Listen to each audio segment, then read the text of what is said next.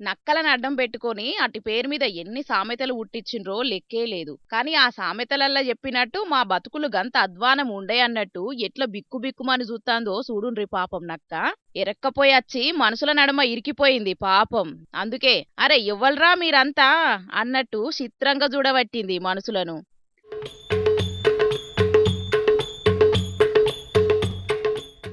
ఓ జంగల్ గాదు గుట్టలు గాదు, కరీంనగర్ పట్నం వావిలాలపల్లిలనట గిది. ఎవలకన్నా బగ్గ అదృష్టం పడితే నక్కతోకో దొక్కిండ్రా అని అంటాం గదా.